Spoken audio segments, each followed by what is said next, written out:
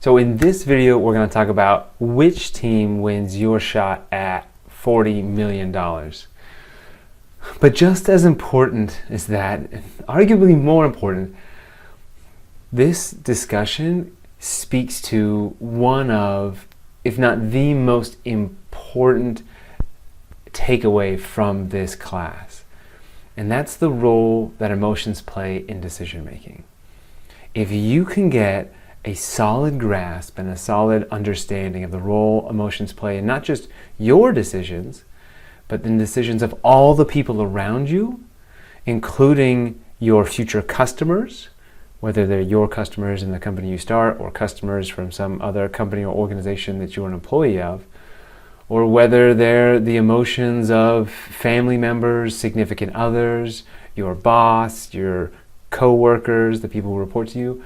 If you can understand the role emotions play in all the people around you, you will have more success than people who don't recognize the power of emotions, that think that everyone makes decisions based on logic and reason. So thank you for your sincere responses to these questions. I think they are going to serve you much better than the lottery ticket will if you win, but let's figure out who's going to win that lottery ticket. And we're going to do that by walking through each of these questions and sort of speaking to each of them from your different group's perspective. So what prize does your team if you win? So everyone picked the lottery ticket, all right? So that's not shocking for us, but let's figure out why everyone picked the lottery ticket. So a number of teams, including Riley's team and Lexi's team, talk about how useless a dime is. And I think someone else described it as essentially worthless. Now what's interesting about this question around the lottery ticket versus the dime is it really illustrates the power that emotions play, because obviously the dime does feel useless. It feels worthless. But we know that it is worth more than the lottery ticket. It is objectively worth more. So if the dime feels worthless, the lottery ticket should also feel less worthless, more worthless. It should be worth less, literally worth less. But we know that it's not. So even in this situation where we're like comparing the utility or the usefulness of one thing or the worth of one thing, our emotions sort of tip the scale and like make us think something different. The lottery ticket is genuinely worth less than the dime, but we describe the dime as worthless. So, and I think Andrew's team says this really nicely, the emotions that come into play sway our decisions. And that's absolutely true.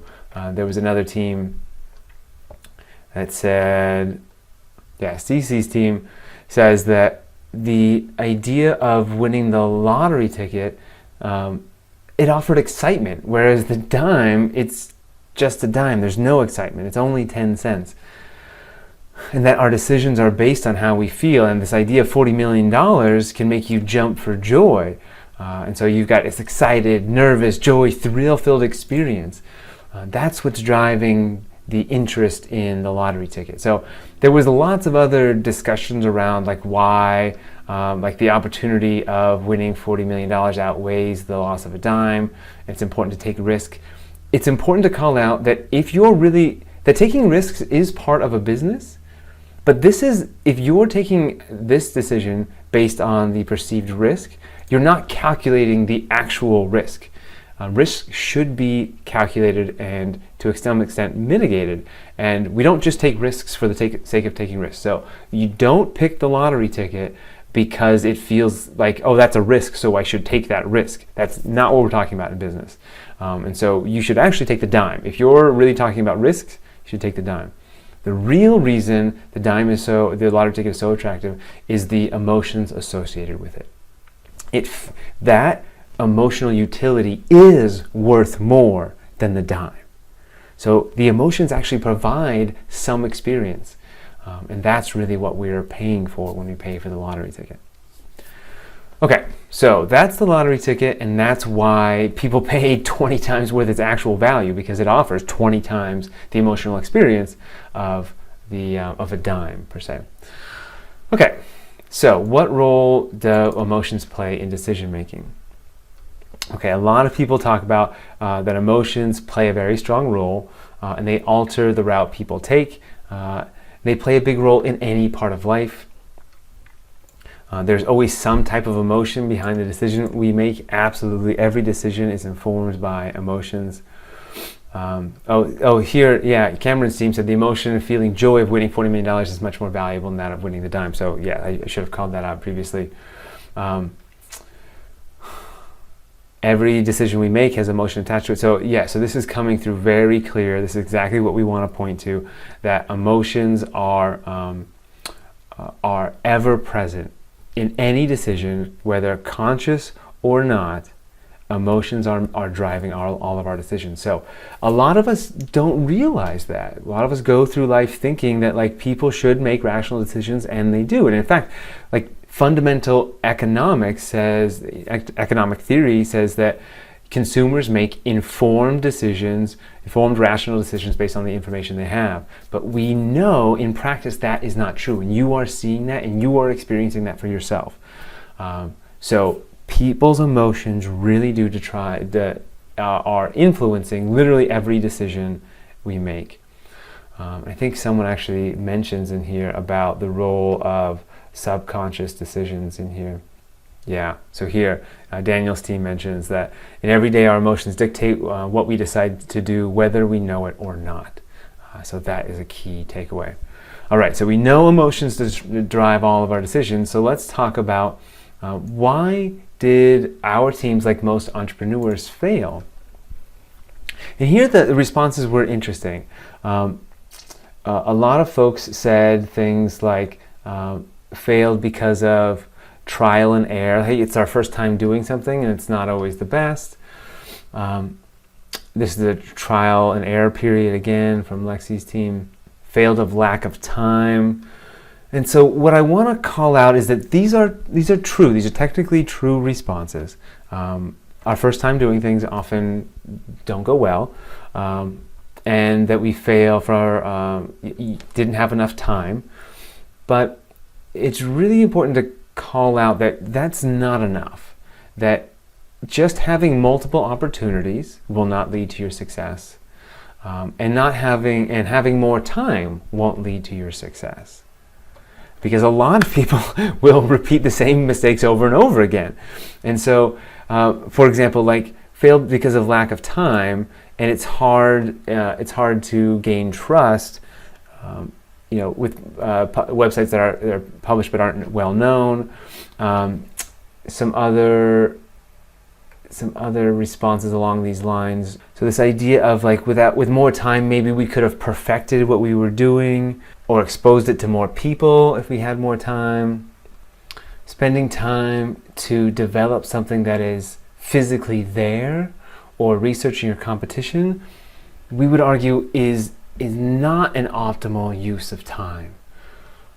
That the optimal use of time, based on what we know about the role emotions play in decision making, is to take some time to understand and connect with our customers' emotions. So what Ruscio and his team have talked about is understanding the positive emotional motivators of consumers, and create a sense of positive emotion decision making. So if you wanted more time to understand the emotional perspective of your customers, I totally agree. If you felt like you needed more time to create more polish on your website, or there was some talk about creating more visuals, better logos, funny ads, etc., that may not be what really tips the scales. I can understand why you'd want to do that to actually create an emotional connection with your company, but there may be more effective ways to do that. In fact, people don't really care as much about your company as they do about their own emotions. And so if we focus less on our product and our company, and more on the emotional needs of our customers, then we're going to find some success. So for example, when Cameron's talking about without customer excitement, there is no support from customers, I totally agree. But But this is kind of the perspective I want to shift. So when they talk about the role of an entrepreneur's job is to get customer excited and want to purchase the product, I'm going to flip that on its head. And I'm going to say it's not our job to get our customers excited about our product. It's our job to build a product that is exciting to our customers, right? So the whole point of marketing and sales isn't to say like, oh, here's my idea, here's my thing, you need to get excited about it. I'm going to convince you to be excited. We're going to go the other way around. We're going to understand that, look, at the end of the day, our customers are going to make decisions based on their emotions. So for us to be successful, let's understand the emotional journey they want to take, and let's create a product or service that can help them take that emotional journey. So now it's not our job to convince them to be excited, it's our job to produce something that is naturally exciting to them. All right, so the contrast we want to make between the inventor focuses on the thing that they want to build. The entrepreneur focuses on the emotions that the customer wants to experience. All right, so that's a core takeaway, that we're just going to strip away all this inventor stuff. We're going to say our company doesn't matter, our product doesn't matter. What really matters is the problem our customers want to solve or the emotions they want to experience. All right, so a couple other points on this. So I appreciate Gianna and their team for bringing this up. So finding a way to tap into the buyer's emotions can lead to more success. Absolutely, totally agree. Every decision someone makes is based on emotion. Yes. So if a seller is able to find an emotion that is exploitable in buyers, it can create a very successful product. This is true. This is also not how we're going to recommend you approach entrepreneurship. We see it all the time, sort of this fear-based marketing, and it works. And it works because people make decisions based off of emotions. So now that you know the role that decisions make in the role emotions play in decisions, you have the responsibility to leverage that knowledge in a way that is beneficial to all of us. And you can do that by exploiting people's emotions. What we want to encourage you with this knowledge and with this power is to take an approach more like Rushil and his team talk about. Align with the positive emotional motivators of consumers. We want to take someone who is experiencing a negative emotion right now, discover that negative emotion, and create a positive emotional transformation for them. So you can exploit someone, which is like taking them from a neutral or a positive space, invoking a negative emotion on them, and then compelling them to take some action. That can be done. That's what we consider manipulation and exploitation. What we want to encourage you to do is to go the other route. Search for people who are already experiencing something negative and find a way to provide a positive emotional experience for them. So this is kind of the approach that we want to take throughout the rest of the class. The other thing I wanted to mention is, other folks mentioned that the failure happened because of trial and error, and each time entrepreneurs fail, they learn from their mistakes. This is critical. Failing alone is not going to be enough. We have to have this introspection to understand why we failed before we try again. That's one of the reasons we go through the experience that you've gone through, is because we want you to have the experience of trying something, and then we make it very intentional. That's why we have these reflection groups, for you to get back together and say, okay, not only did things not go as planned, but why didn't they go as planned? And so that you really take that time. And what we want to point out here is that if we go to market without understanding the role that emotions play in our customers' decision making, we will not be successful. So this is a lesson that it takes entrepreneurs outside of school years and years and years to learn, right? They typically will spend thousands upon thousands, if not millions of dollars, building some product, only to realize that it doesn't resolve an emotional need for their customers, because they weren't even thinking about that at all. So in just these couple weeks, you've got to experience what it takes entrepreneurs typically a couple years to experience. And now you hopefully have a sense that, like, okay, before we launch our next product, we have to understand the emotional state of our customers. All right, the last thing that I want to mention before we talk about who wins the prize, there was a couple times that I saw some takeaways like this, like keep your emotions fully out of the decision-making process, or emotions can lead to non-optimal results. And what I want to kind of stress is that as far as we know, this is not possible. For those of us who have nominal emotional processing, this just isn't how humans work. It's impossible to eliminate emotions. And in fact, we often don't want to. Our emotions are really providing us some valuable insight.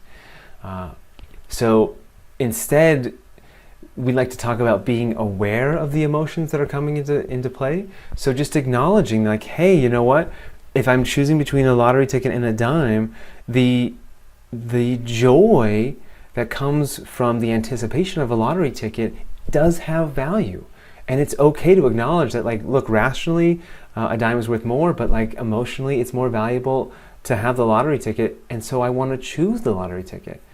And so if your emotions are coming up, we don't want to push them away. Instead, we want to acknowledge them and sort of understand, like, what role are they, how are they serving you right now? If you're getting angry, understand, like, why might we be getting angry? If you're getting defensive, like, leverage these things as more information to help you guide your decisions, as opposed to sort of like pushing them away, because pushing them away will sort of attempt to devalue them, and as soon as you devalue them, now you're not aware of all the information that's coming into play to drive your decisions. Okay, so with that in mind, we hope that you are aware of your decisions, of your emotions, as we talk about who wins the prize. And I think after looking through all of these, there were a couple great options, but we think that Rushil and his team do the best job of describing the role that emotions play in decision making, talking about how emotions are very rational. They are actually rational in terms of our evolutionary being and being a major driver of all the decisions we make. And talking about, again, how using the positive emotional decision making in customers can lead to our success. So congratulations to their team. They will get first choice of their prize. Second choice of our prize will go to CC's team here, who again talks about satisfying people's needs that will grab their attention and should take action that makes us excited. So this is great because CC's team actually talks about, emotions are on both sides of the fence. They will inform our customers' decisions as well as your own decisions. So if you are aware of the role emotions are playing in you and your teammates, that's going to be extremely important, because sometimes you're going to disagree with your teammates. And if you can understand that, hey, look, emotions are probably playing some role here, that can be really helpful in helping you unravel and sort of come to a consensus on the best way to move forward. So I love this idea of coming up with ideas that you are emotionally excited about to help keep your momentum high. So finding ideas that you are passionate about to help you achieve that. So thank you again for your participation. Congratulations to those two teams, and I hope that you are able to take this information with you in your future, no matter where your path takes you. Emotions will play a role in every decision you and everyone around you makes. So use that to help make a positive impact for both yourself and the rest of the world.